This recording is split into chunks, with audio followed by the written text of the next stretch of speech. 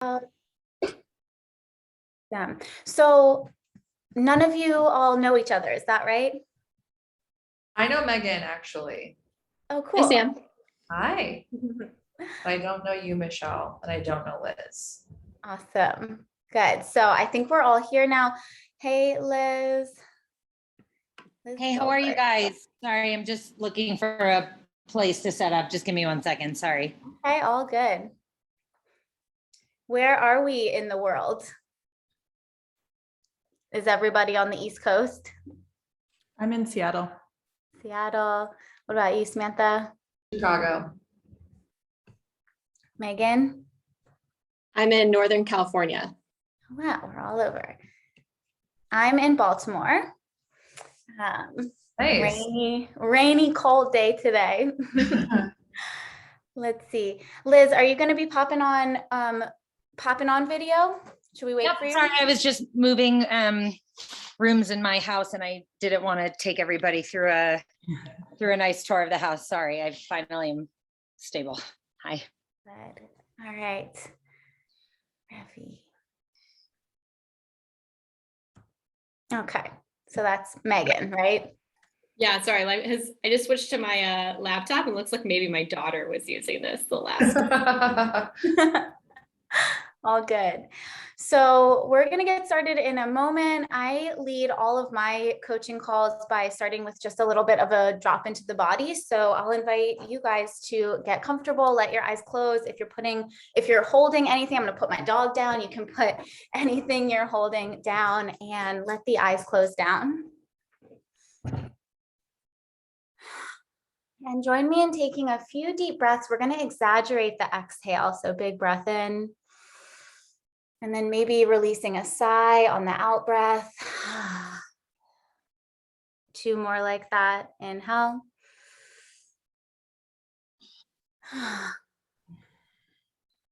And 1 more.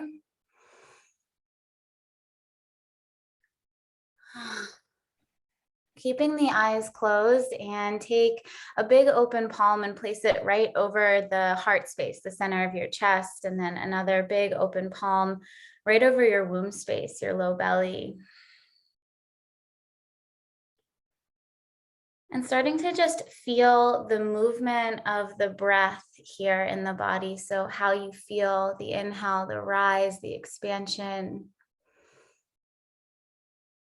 Noticing that invitation for softening as you breathe out.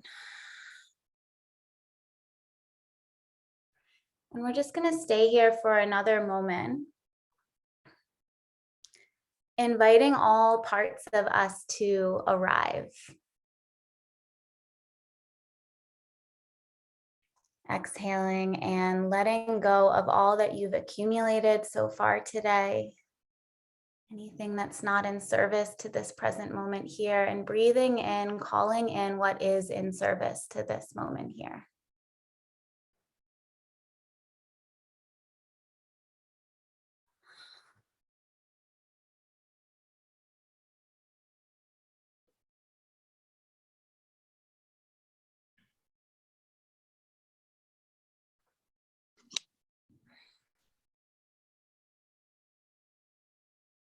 Taking about 3 to 5 more breaths like this, and then just gently letting the arms rest in the lap, and then slowly letting the eyes open.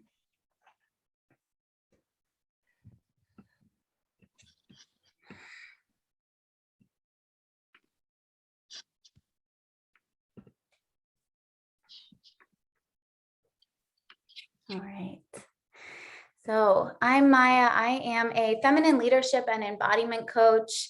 I work both one-on-one and in group settings with women. And I know Maria from a group coaching program, a business coaching program that we're both a part of.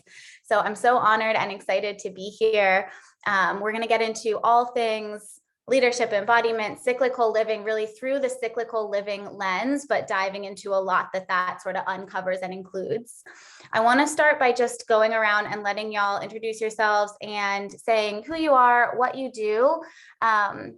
And then I have a couple other options. If you want to share something you're excited about or something that's working right now in any area of your life, or something that you're currently sort of like grappling with or struggling with, or if you just have like a word for your day and you want to share that, go ahead and do that. I'm going to take notes so that I can make sure I remember who everybody is. So you can go in whatever order you'd like.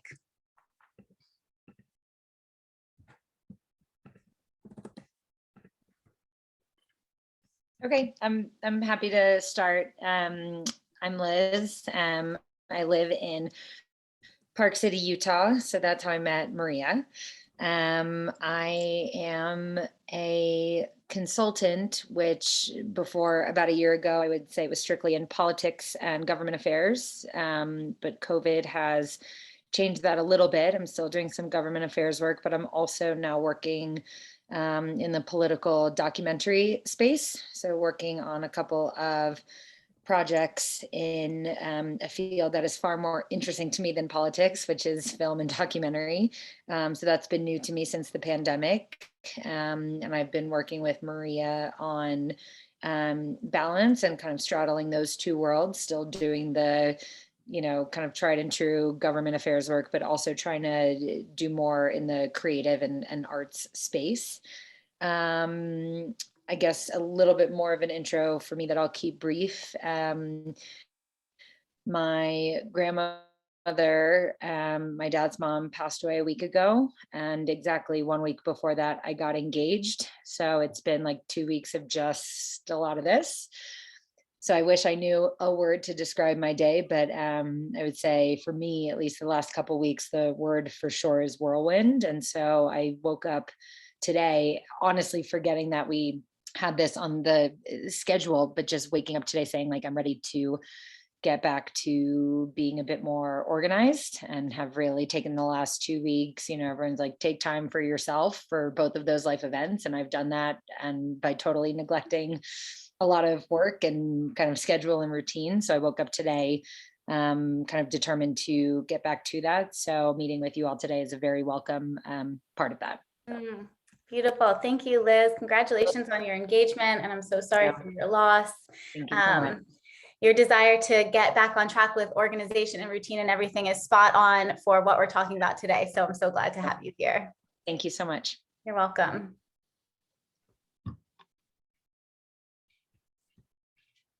I can go next. Awesome. My name's Megan Atashru. I live in Orinda, California, so just on the other side of Oakland. I work at Stanford Healthcare. I'm a nurse practitioner by training, but I currently work as the director of advanced practice over a few specialties in my area. I've been working with Maria for almost 2 years, shortly after I stepped into the director role. And I feel like we've worked on so many things in the last 2 years, going from just sort of simply managing my calendar better. Because before I started working with Maria, I actually thought I was gonna like quit. I was like, I'm gonna do it 6 more months and then I'm gonna quit this leadership thing because it's too much. And so the work that we've done together has been, I'm definitely not quitting. I'm still in the same job and loving it. Let's see, what was the other question? Sort of how today is going? Yeah, you can do that. Share something you're grappling with, something that's working really well, or just, how today's going. So I'm currently on vacation. I'm in the middle of a vacation. I'm like, just had family in town, which is why I sort of look like this. And then getting ready to leave today to go to Lake Tahoe with my family. And I feel like I did a really good job setting myself up for success to step away from work, have people covering for me, took the time to like set things up so I wouldn't need to be bothered, but I didn't do the same thing to set up, leaving my house for a week and a half. So today's been a little bit crazy. Woke up, I have 2 kids, woke up with one kid that had wet the bed in the middle of the night. And then my electric bike ran out of power while I was taking my daughter to preschool. So I had to walk the bike back, and now we're running around trying to get things organized and ready to go with a 2-year-old, sort of undoing everything that we are trying to pack. But eventually I just told my husband, like, this timeline is artificial. We're going to get there when we get there. And like, he had to take a call for work this morning. I'm taking this call and like, it's going to be fine. So. Yes, of course it's going to be fine. I have wanted to go to Tahoe for a while, so that's amazing, and wishing you a really great vacation. Thank you. Well, I'll jump in. So my name is Michelle. Good to meet you guys. So I know Maria from when we taught yoga together in New York City. I'm currently in Seattle. I am also one of the folks living in New York who fled west. So I've been living in Seattle since right before the pandemic, which is actually a lovely city to have been stuck in the panini with. So my work is in product management. So I work in big tech. Specifically, my expertise is around voice technologies, so helping computers to talk to humans. And I'm currently at Amazon as a senior product manager there, helping them to try to figure out how to make shopping better via voice with Alexa. Sorry, I have to turn her off. She is now going off. So what is a unique thing about my situation? So kind of my current state is I went to Maria. I've known Maria for a couple of years now from teaching yoga, but we started to work together because man, is Amazon, as you would expect, like really squeezes every little bit it can get its hands on, and just a desperate desire for balance. And we've been working together since, I don't remember if it was September or October, but since the fall, to great success. And in the last several weeks, I've actually been taking a sabbatical, which I think without Maria's work, I never would have had the gumption or the guts or like even the insight to do. So I've been off for about 5-6 weeks, and I'm not going back until like end of May. So I've been really like leaning into getting sleep and eating healthy and closing all my rings on my Apple Watch, and the physical benefits of just that movement and that rest are like definitely showing in my my mental health and my stress. And what I really like about this session is that it keeps me engaged professionally, mentally, and like in spirit to that professional side of me that is taking a much needed nap. Mhm. Amazing. Well, congratulations on taking that much needed nap. I think that is a big, bold move. So that's amazing, and glad to have you here. All right. All right. My name is Sam. I originally started working with Maria because I was talking to Megan at a wedding we were both going to, and we're just talking about career things. And I had been in the hospital the month before. Just honestly, the doctor said it was probably from stress. So I felt kind of guilty about having something that was stress induced. And so Megan's really like the catalyst for me working with Maria, and it's been great so far. I don't think I've worked with her as long as some of the other guys, but it's been awesome. And I have a marketing consulting firm that I run. So I work with female founders to help them build their businesses. And then I also have an e-commerce business that I run in the home decor space. It's really like 2 businesses. And I just started seeing Maria because I needed help from burning out. Like I just felt like I was just burning out really badly, like not really able to balance my life. I left the corporate world. I was a VP of marketing at a Fortune 500 financial services company, and I left that at the beginning of 2021. So really, this is kind of like my first official year as an entrepreneur. And it's really hard to balance when you don't have vacation days, when your health insurance looks different. And so Maria and I have been working together, trying to figure out how I can take better care of myself. I feel fortunate in the sense that like, it's just me, I don't have kids, like, but even then I still have a hard time just like balancing things. So, yeah, I would say like my current mood right now is I feel just like really calm today because I have my space heater on and it's a sunny day and my dog's right next to me, and it's just like the little things for me. So yeah. Amazing. The little stuff is the big stuff. And I think that's such a common pattern of people leaving the corporate world and then just sort of like applying the same mentality to our own thing that we wanted to get away from. So I know that Maria's program is all about healing from burnout, and many of you spoke to this desire for or having achieved a greater sense of balance.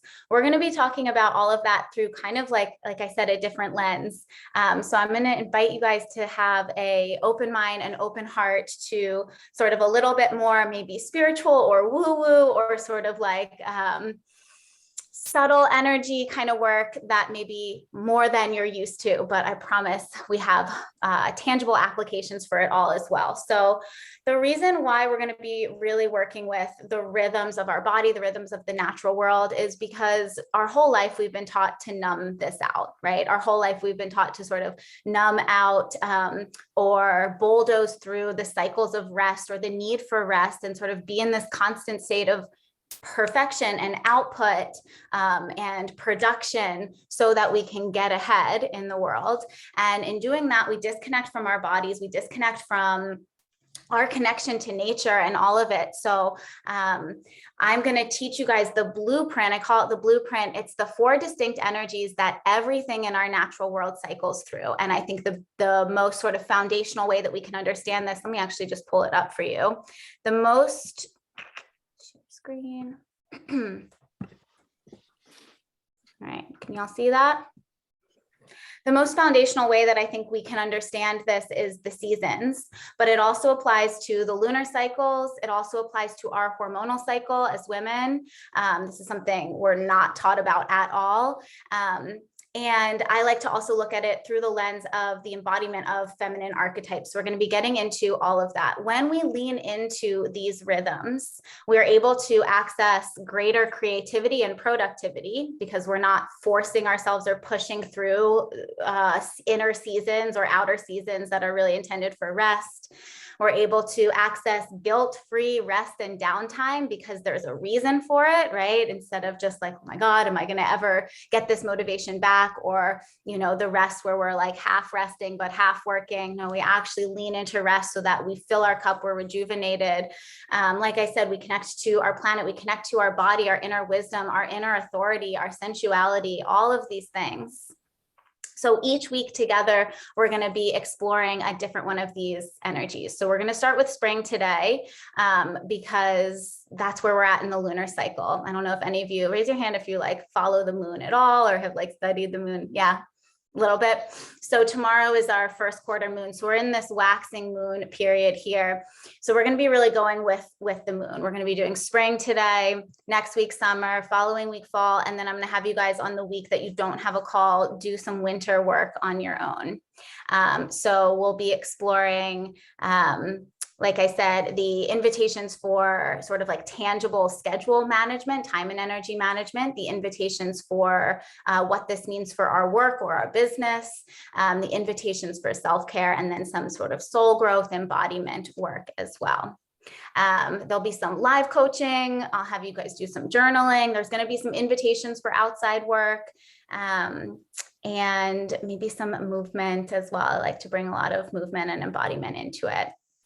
So let me see if that's all I wanted to sort of say to introduce. Yeah. Does anyone have any questions or want to share, like, is this so brand new for you, or is this kind of something that you're familiar with? I would love to hear. Maybe I think the most numbed out is our connection to our bodies as we move through our 4 distinct phases of our hormonal cycle. So is anyone connected to your body, to the moon, to the seasons in this way, or is this brand new?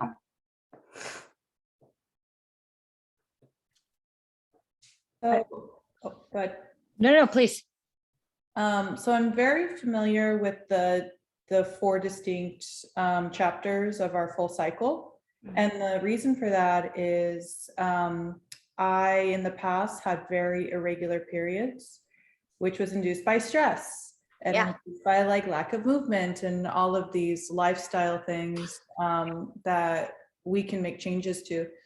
So I have like deep understanding. Like I can tell you exactly what day I am in my cycle and like which chapter and what's happening. And this is why I have my level of energy. What I don't have very good knowledge of is like the yin and the yang, the feminine and the masculine. So more of like the wisdom literature that I think you're layering on top of that. That is definitely new to me. Beautiful. I love that you're that connected to your cycle. And we'll definitely be getting into the masculine, feminine. I think that's a framework through which I see everything. So I'm excited to share that with you guys. Thanks, Michelle. Anybody else? I don't know any of this. I'm going to be honest with you. Also, maybe this is like the dumbest question, but if I'm on birth control, does this still play into my life? Absolutely. Yeah, not a dumb question at all. Like I said, we're not taught this stuff, right? So Yeah. it's like, of course we don't know. So Like, I are know you we're gonna? on my cycle because I take a pill every morning. Yeah, You know what I mean? So, yeah. So the pill is hormonal birth control, which means it sort of flatlines our hormones. So instead of going through the hormonal shifts of estrogen and progesterone through our cycle on birth control, we're just sort of like flatlined, and then our period is like manufactured almost. It's like withdrawal from the pill. So you're not experiencing the seasonal shifts in your body when you're on hormonal birth control, but you're still being externally influenced by the lunar cycle. So it has a big pull on our energy and all sorts of things. And the seasons, just like outside your window. This rhythm, this blueprint also applies to project development and things like that. So it's really great to sort of like learn fluently the story it tells and the sequence of it. And you can like find a way to be in these rhythms in other areas of your life. That's actually how I got into all of this work. I was on hormonal birth control for 15 years and was feeling really called to explore like rhythmic living and so affected by the season. So I started studying and aligning with the moon. So that was actually my first offering as a coach, was like, let me show you how to schedule your life according to the moon. Now I do a lot more with our body, but it's the exact same thing. So yes, this totally applies to you. Not a dumb question, never a dumb question. Also, I don't want to be on hormonal birth control, but I am for reasons like that I can't really help. Like I have horrible hormonal acne and horrible cramps. It's like not even doesn't even have anything to do with me being sexually active. So this is so TMI. You guys obviously have learned so much about me in this 5 minutes that I've talked. But if you have any recommendations for like books or anything as it relates to like coming off of birth control, this is like a total side note, but I would love to hear them. Yeah. Oh yeah, Sam, let's definitely chat outside of this. It's not TMI. This is what I talk about with all my clients. So Yeah. I'm like, go for it, bring it on. And yeah, we can totally chat about that, because I'm super passionate about that. My process of getting off birth control has been like the past 2 years. So yeah, let's chat outside of this. I can, yeah. Anybody else want to share sort of where you're at with this blueprint now? Yeah, I think this is new enough for me that I can tell that I will learn a lot and come away with something kind of totally different. But I think for me, just more intuitively, my move out to Utah was actually during the pandemic. And so like seasons here are a very real thing. I grew up in Florida, so there are no seasons. And even when I was in the Northeast, I feel like it's either like great and lovely spring, summer, fall, and then just like annoying winter, and those are the seasons. But here, I mean, now it's like being in the mountains, being out west. I find the seasons and my activities around those seasons really actually impacting my work, my sleep, my day to day. And so it's like ski season, like work is different for me. Or like if I'm really busy with work, I know that's during like mud season when you aren't hiking or skiing. So I don't know. It's like, it's not with the moon, which is like, I'm very into astrology and I love reading my horoscope and all of that and find it very interesting. But for me, I've been thinking more about seasons with like activities and productivity and less about astrology and moon cycle. So I'm very excited to learn this. So it still feels very new for me. Amazing. Yeah. We definitely experienced the seasons here in Baltimore, and I grew up thinking I hated winter simply because I wasn't actually letting myself be in winter, right? Like I teach about seasonal mapping and how at the new year, January 1st, there's this push to like get into action and do a bunch of stuff and overhaul everything. And it's like the world outside us is actually saying like, no, turn inwards and rest. So this is all so good. And yeah, I'm into astrology too, so we can nerd out about that if you want. Please, yeah. Absolutely. It was whatever the very funny meme was. I think it was like when Mercury was in retrograde, and there was also something new with the moon. There was something a couple months ago where it was like, leave it to affluent white women to go like into astrology, because you have to blame all of your problems on something that is out of your control. Yeah. And it just really made me laugh, because I know all of these women, regardless of race or socioeconomic status, but it's like Mercury's in retrograde, like this, everything makes sense now. And no, I think it really actually does have an impact. So I'm excited to learn more about that. I love astrology just for the like archetypal wisdom. Like I think the zodiac, the journey through the zodiac wheel is like the most, well, actually this is the most foundational archetypal blueprint, but that is really the human experience. So I don't know if anyone else is into astrology, but yeah, absolutely. Megan, let's hear from you how you sort of, where you land in what you know about this blueprint. Yeah, I don't know too much, although I'm really excited for our month together. I read the book In the Flow by, I can't remember who it's by, but so I'm really interested in it. I found the book really overwhelming with the amount of advice that it had. Like I was sort of like, okay, it's too much, like having to eat certain foods on like certain weeks and whatnot. So I'm really excited to sort of, work with this group and you to sort of get a little bit more advice and bites that are more tangible. I also like that book also inspired me to get off birth control once I was sort of in, because I've also been like on birth control and then either pregnant or nursing for like 2.5 years. And so I feel like in the past 6 months, it's sort of the first time that I'm like, oh, this is like what my body is supposed to do. And I just sort of had this feeling, like my OB was like, do you want more kids? I was like, we're not trying to have more kids, but I just don't feel right on the birth control. And he was sort of like, okay, yeah, go try it without it. And so sort of like just starting to like notice like how I am different weeks of the month and whatnot. And then I think my two other observations that I've had is, so we also recently, we just moved and where I live is like in the woods, really wooded. There's like no street lights. And so this winter felt like really dark. And it was actually sort of awesome because I just feel like there were a lot of times that after work, I just sat inside with like, after the kids had gone to bed with like a fire and like a book.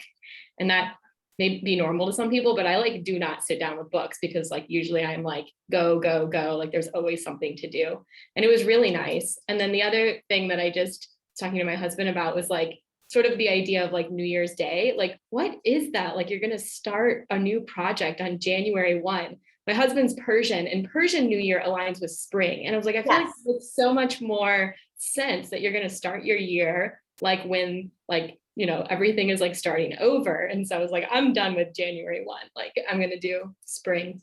And then the last thing is I have a bunch of backyard chickens who are just sort of my fun hobby. And I love observing them and sort of like what they do. I call them my like living yard ornaments, but they follow this cycle. So like in the winter, they almost like the egg laying cycle is related to the amount of light that they're exposed to. So in the winter, they almost lay no eggs. And then like just, today there were like a bunch of eggs in there. And like some days they spend all day in their coop and like some days they're like all over the, their little like outdoor area. So it's sort of interesting to sort of like observe them. And there's always ways that you can manipulate it. Like commercial chicken farmers will like leave the lights on all the time. So the chickens will lay like 2 eggs a day or like, so anyway, it's sort of just an interesting way to like watch this happen in nature.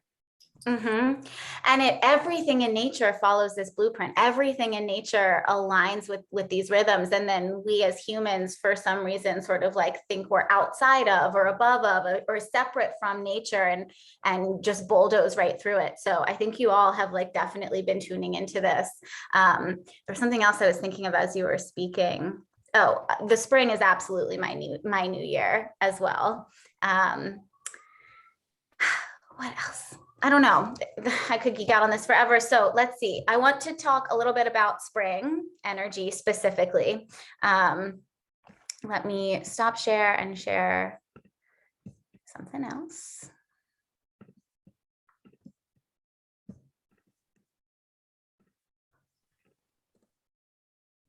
Okay. So talking about spring energy today, like I said, because it aligns with where we are in the lunar cycle, but we're going to call this seasonal energy development and action. So it aligns with the season of spring. It aligns with the waxing moon, the follicular phase of our hormonal cycle, which is in between bleeding and ovulation. So some people refer to it as pre-ovulation, and it's masculine in its energy. So Michelle in particular was curious about diving into that. Like I said, the framework of feminine and masculine is kind of how I see the whole entire world. We can think of it in many different ways. So masculine is doing and feminine is being, or masculine is the thinking mind and feminine is the feeling body. Masculine is yang energy, which is heating and action and movement. Feminine is yin energy, which is cooling and stillness, and rest and turning inwards. So that's another way I like to think about the masculine and feminine, or just these rhythms here. It's like when we're in the masculine energy, our awareness is turned outwards. We're connected to the world around us. We're connected to projects around us. When the energy is feminine or yin, or we're turned inwards, we're more connected to ourselves. We're more connected to our inner world, our inner thoughts, our inner feelings. This is the emergence energy of project development. So if we think about sort of a project from its first sort of like our dreaming up of an idea all the way through seeing it through and sort of culmination, this is the energy of planning, organization, initiation. Work during this phase looks like getting shit done. So starting with this energy, starting with this season, it's like, this is kind of what we're trained to always be in. We're always trained to be in the spring or the summer energy. It's about getting shit done, motivation, brain power are heightened, creating and crushing measurable goals. The structural, organizational, logic-based tasks are most supported specifically because of its masculine energy, right? So using our mind, organizing things, laying out plans, scheduling, all of that. Self-care during this phase, you might like to feel into more rigorous movement and fitness practices. The energy is building during this development and action stage of any of these cycles. So we may need less rest, enjoy being more social. Staying on top of and exploring resistance is really powerful here. This idea really comes from when we relate this to the lunar cycle, and the first quarter moon is a 90-degree aspect. So we're seeing half the moon illuminated because the moon is here, and then 90 degrees is the sun. So we're seeing this half illuminated moon. It's this 90-degree aspect, which is said to be a confrontational aspect in astrology. So staying on top of resistance that comes up and just exploring that. I want to spend a good amount of our time today, and I'll invite you guys to do some journaling on this, really thinking of this energy in terms of the feminine archetype that is illustrated by it or illustrates it, which is the maiden. So in all archetypal everything, there's the light and there's the shadow. And we're sort of trained to like go towards the light and remove the shadow, clear the shadow. I like to talk about integrating the shadow. So both parts of this archetype get to show up. If we think about the maiden, she's creative, youthful, optimistic, playful, independent, curious. You can think of this spring energy of almost like poking, like a little shoot poking up from the earth, right? Her shadow is the good girl syndrome, or like the nice girl syndrome, vulnerable, naive, people-pleasing, and attached. I'm going to invite you guys to explore both of these in a moment. The way we connect with and embody her is by exploring our gifts, our joy, our path, making a plan, right? We're back to this structural, organizational, logic-based task. Playing, having fun, being social, and honoring our sacred yes. So as we move through the seasons, there's going to be a season of honoring our sacred no. Here, we're really thinking about what are we saying yes to? What are we breathing life into by saying yes to something? Soul growth that goes along with this season or this energy is to integrate healthy, supportive, masculine energy. So I think there's a lot of trauma in the way we experience our inner masculine and masculine energy in general, right? We're sort of used to masculine energy being the push to constantly produce, constantly do, and it leads to burnout, right? So many people, when they get to the point of, okay, I was following what I was supposed to do, I was pushing, I was producing, and now I'm burnt out, we sort of like throw our hands up and say like, F this masculine energy thing and structure in general. And like, I just want to, right? Like, I just can't do it. And masculine energy becomes toxic. So in this season, we're really looking at integrating healthy and supportive masculine energy. How can we use structure as something that actually creates freedom or that holds freedom? How can we find support in our rituals and routines in a way that feels expansive rather than contracting or constrictive? Another practice here or work here is to cherish the tenderness, contain the rise of energy in a sustainable way. So what tends to happen is we hit spring and we just go right into summer, right? It's like everything all at once. So here we're working on like, what does it look like to explore and to slowly awaken and to develop something and actually be in the practice of or in the energy of development versus like it having to be perfect and full and whole and ready to present right away. Falling in love with being a student and allowing ourselves to make mistakes is really big here too. So I have some journaling that I would love to invite you guys to do for the next 5-ish minutes, and then we'll come back and talk about it. I'm going to leave all this up and maybe I can put it, how do I do chat even though I'm sharing screen?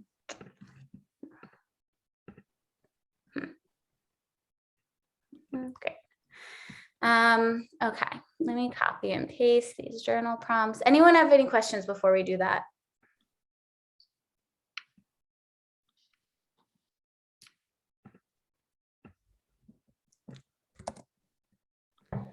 All right.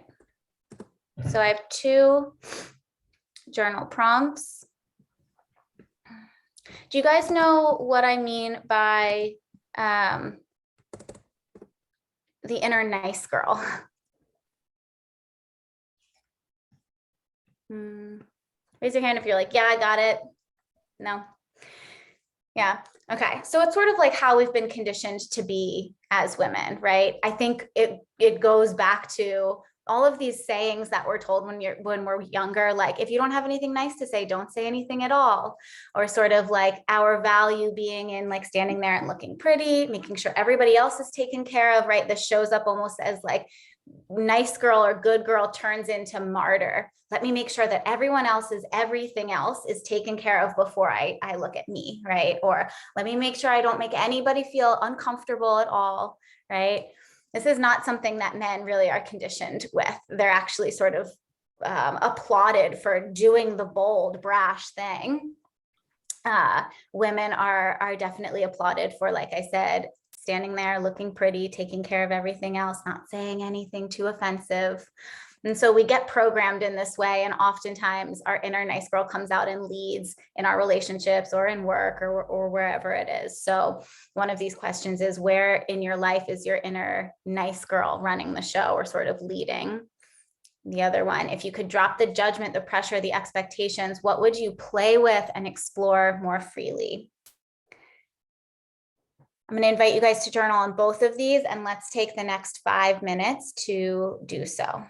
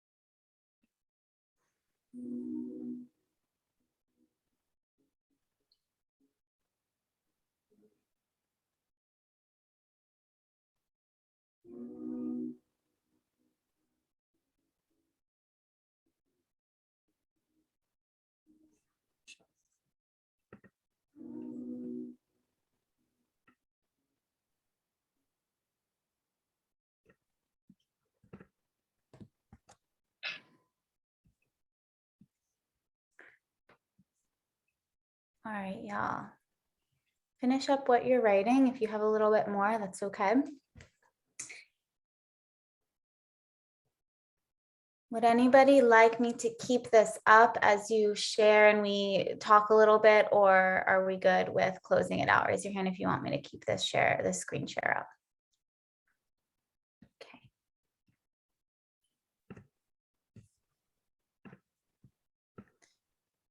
Awesome. So I would love to hear from, maybe it'll be each of you. We'll see how much time we have, but sharing one or both of what came up for you around these two prompts. And let me sort of explain the behind the scenes of this. I don't know if you guys piece this together. This first one, the dropping the judgment and just playing and exploring freely, is really how we access the sort of like the light of this maiden archetype, of this spring energy. And then understanding our inner good girl, why she's coming up, why she's running the show, and actually being able to sort of like create safety around that and integrate her is how we really address and integrate the shadow side of this archetype. So we can go in either direction, and whoever wants to go first can go first. I'll go. Amazing. So if I could play more freely, I would take a vacation, like grant myself some time off and not be so attached to work. Like I haven't taken a proper vacation since I started my businesses. And so that would be really nice. I also would like to listen to my body more when it comes to work. Like, I think that I will push myself to work a lot of hours, but I don't necessarily think that they're really effective hours. And so if I could condense it a little bit more to when I'm the most productive and effective, I think that would be a really big win for me, because then I think I'd actually be more efficient week to week than when I'm pushing myself to get a bunch of things done. And I would also, when we're talking about like the feminine state of like just being, like, to me, that's reading. I love reading so much. Like, that's when I'm not, to me, that's not like a doing activity. That's really just like relaxing and being and enjoying things. So that was my answer for number one. And then for number two, my inner nice girl honestly comes out the most when I'm in negotiations for my marketing business, only because I'm working through this with Maria, but because I support female founders and I am a female founder myself, it's really hard for me. I feel like a sense of guilt sometimes in charging a certain amount of money. Like, I have a hard time with it. Even though I know deep down what my worth is, but honestly, if a guy came to me and asked me for the same things, I would be like, I'm a great negotiator. So it'd be easy for me with a guy. But with women, I have this like soft spot. So the nice girl kind of like turns on, where I'm like, I just want to help them and I just want to see them succeed. And so it's hard for me to balance all of that and not like with the feminine and masculine energy. I definitely see a difference with that. So yeah. Thank you for sharing all of that. So much good stuff in there. I think I want to go with your first one first and then second one. Tell me why you haven't taken a vacation since starting your business. Because I'm paranoid about things being left, things not getting done. Like, I'm like at an awkward scaling point where it's like, I have a part-time person that works on my team, but like outside of that, I also just have trust issues. I think it'd be maybe like when I was in the corporate world, it's probably a little bit different. It's a lot easier for me to just like delegate, be like, I'm done, but I don't really have that like opportunity to delegate as much in my position, at least not right now. And so that makes me worried, because if the work doesn't get done, it doesn't get done. It's not like I can just say, hey, coordinator who has less knowledge in the industry than I do, you know, or less intuition about some of these things, like, take it on. Yeah. One of the best pieces of advice my business coach gave me when I was first starting my business a couple of years ago, and I was like, well, I'm just starting out, so like, I'm okay with working 7 days a week. And she said, how you build your business is how your business is going to run. So if we're in an awkward point in scaling, or we're in the beginning stages, right, and we assume that when we get past this place, there's going to be more room and there's going to be more freedom, we've actually built the structure of our business to rely on us showing up all the time, 7 days a week, right? Yeah. The paranoid trust issue sort of thing, right? I relate to that as well. What would it take for you to feel safe, right? Because like lack of trust is really lack of safety. It's like a very foundational nervous system response. What would it take for you to feel safe enough to, and I'm not saying take a 3-week long vacation to Europe where you're like off the grid, right? But like take a baby step. What would it require for you to feel safe enough to take that first step of almost releasing the grip a little bit?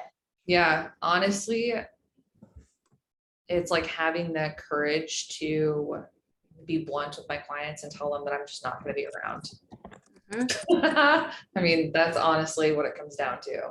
Yeah. And I don't think I'm going to like lose business as a result of it, but I do feel anxiety that something's going to come up, they're going to need my help, you know? And so, yeah. So I think you're really in a powerful position of working with female founders. What benefit do you think it would have for them to witness you doing that? Yeah, Maria and I have been talking about this. I mean, the funny thing is, I know that they wouldn't care. Yeah. Like this like built up just like situation in my mind. Like, I know that they'd be like, that's great for you. Good job. Like, see you next week.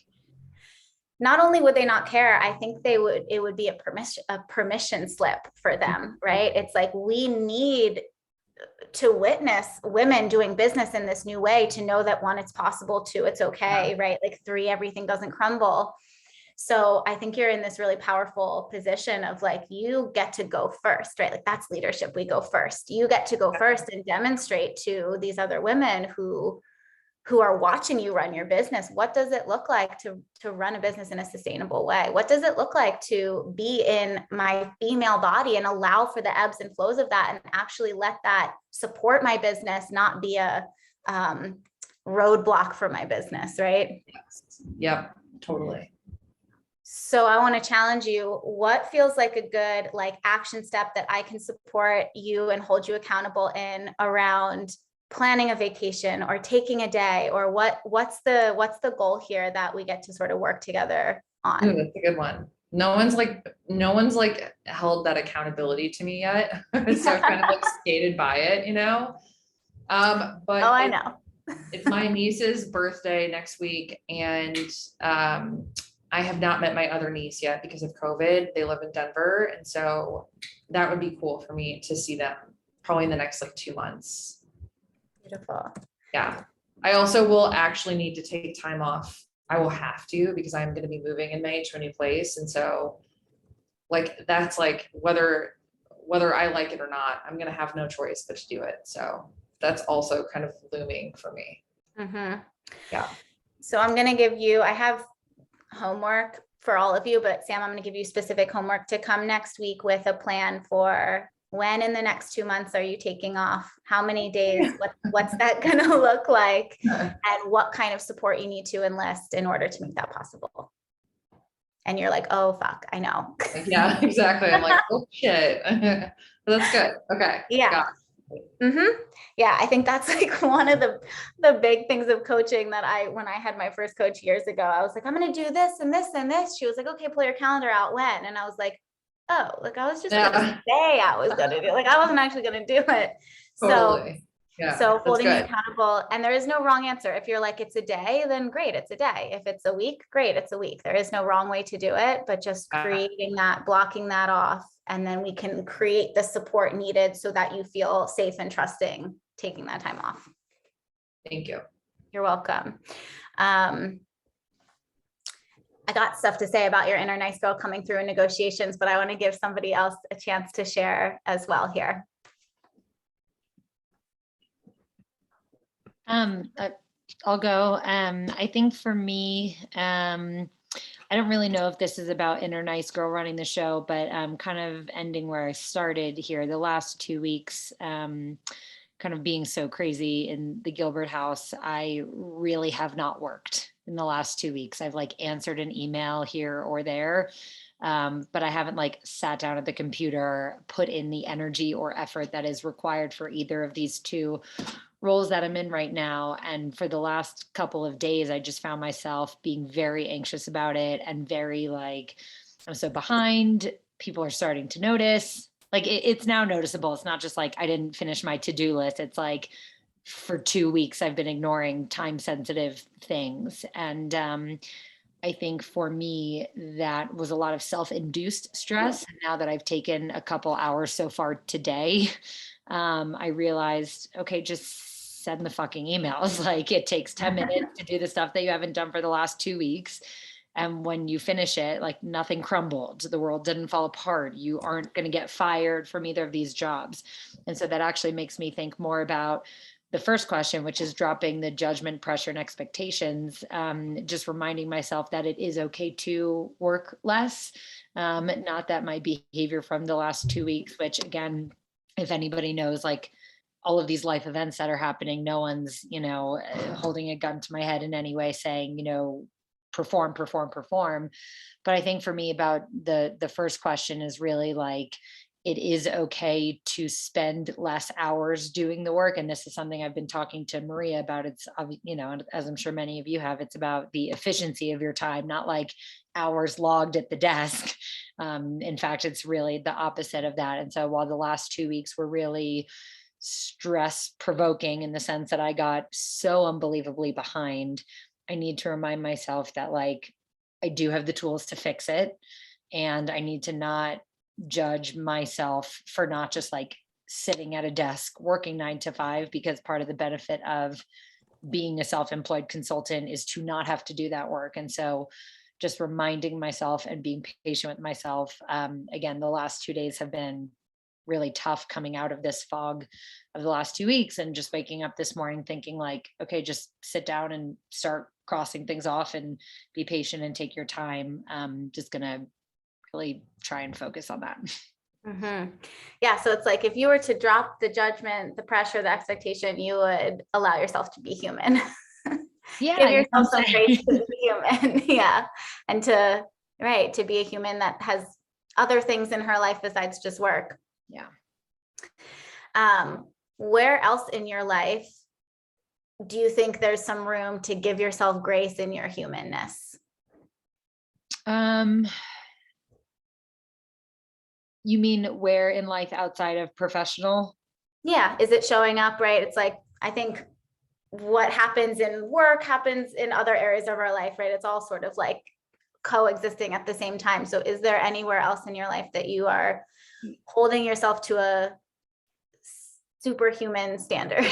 Yeah, no, it's funny you mentioned that, and I didn't bring it up because I didn't want to bore anyone with like the trials and tribulations of a new engagement in the times of COVID. But I wrote actually for part of where I'm allowing Inner Nice Girl to run the show is a lot of these initial conversations with the family about like, when are we going to get married? What does that look like? And just giving back to my family of whatever you guys want. And, it's, I think just needing to advocate for myself a little bit more in the process. I have a very hands-on family, which comes from total love and support, which I recognize and know is beautiful. But I think not just saying like, yes, I can go look at venues. Yes, I can meet with all the wedding planners. Yes, to all of these things. When in the back of my mind, I'm like, oh my God, you need to get back to work, And so I wrote a little bit about that, just not allowing the exciting part of the life events kind of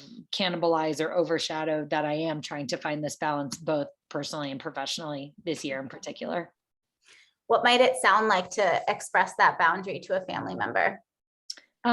I do think we're getting there. I think they are receptive. I know that, like, it's not from fear. I think it's just from needing to find the time and the right words, but it's not like a fear that I'll say something and there will be some issue. So I feel very fortunate in that way. But I think there's going to be, I'm sure between now and the next we speak, there will be a lot of boundary setting conversations in my future. Yeah, absolutely. Yeah. So it's 3 and I don't want to keep you guys too much longer. So Megan and Michelle, I'll hear from you next week. I think actually, no, let me just share with you your homework. I don't even like calling it that, but I have some prompts for you, or some, let's see, where is it? I can email this to you as well, but I want to put it in the chat just to make sure there's no questions here. So there are a couple of different ways for you to lean into and explore this development and action springtime energy this week. One is in a really tangible way, harnessing the support in logical structural planning and taking something big you're working on, like a project, a goal, an intention, a catching up on 2 weeks of work missed, whatever it is, and break it down into smaller steps, daily action steps. I am inviting you to go be bad at something. Go be a beginner, be bad at something, fail at something, and then reflect on the value and the learnings from that. Telling an empowering story about how is it empowering to be a beginner? How is it empowering to try something and fall flat on our face? And this can be work, really, whatever area of your life, if something stuck to me. And then exploring the role of supportive structure, ritual, and routine in your life. What's working? Where is there some room to edit, refine, recommit? So you can think morning and evening rituals, or anything that you do in your job that is sort of like structure, routine based. And yeah, reflecting on this, and we'll sort of dive into that. We'll start next week by diving into that. Any questions on this, or any final closing thoughts? I have a request. Yes. When you share cool resources about like understanding one's hormonal cycle and things like that, can you share with everyone? Yeah, absolutely. I know you guys have a Slack channel that I'm not on, so I'm just going to use I'm just gonna use email and like we'll have an email thread going. Does that work for everybody? Okay, awesome. Beautiful. All right. Thank you, ladies, for staying on 2 minutes after. I know we've all got stuff to do. It was so great meeting you. Thank you for opening up your world to me. And I'm very excited for the upcoming weeks that we'll spend together. Take care, everyone. Thank you. You're Bye. welcome. Bye, everyone. Bye. Bye.